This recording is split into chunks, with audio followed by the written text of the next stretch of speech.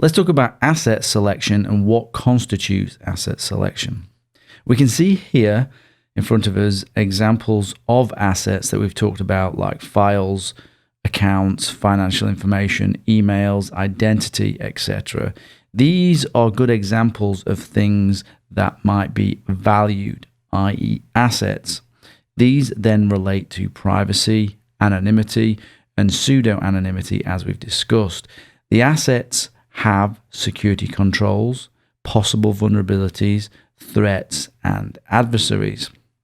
How we define what are assets will depend on the entity you are trying to protect. So beyond information, data, accounts, devices, you may also want to assign things like functions, departments, processes, and other such things as assets too, because these things are valued too, and if they are exploited, there is an undesirable impact. So for example, if the entity you're trying to secure is a banking application and you are the security architect, the login function for that banking app might be considered an asset. The login function would have security controls like input validation. It would have threats like hackers and adversaries. If you're operating a business, the financial or sales department could be an asset with its own special security controls, threats, and adversaries.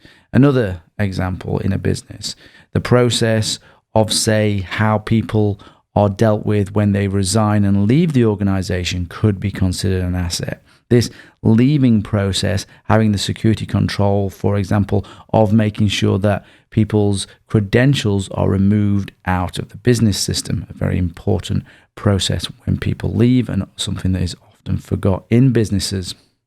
Information and data, as we've discussed, can also be a way to categorize something as an asset. So data is often assigned as an asset in some way, and that data can often be assigned a classification like secret, confidential, sensitive, or public, and so on. So there are degrees to which security controls need to be applied to that asset based on its classification. How granular you are with assets will depend on the entity being protected. Within the security industry, different organizations provide different recommendations for assigning assets, and this assignment of assets is usually done in the early stages of what is called the risk assessment process, or a risk assessment. For further information, if you want to understand more about risk assessments, you can look at places like SABSA, ISO, particularly ISO 27005, and the Information Security Forum, or just do a search for information security risk assessments and you can see what you can find there. But essentially, we're talking about asset selection, and really you want to pick at the assets that make sense to you, and with experience that will guide you in the end to what are the best assets based on the entity that you are trying to protect.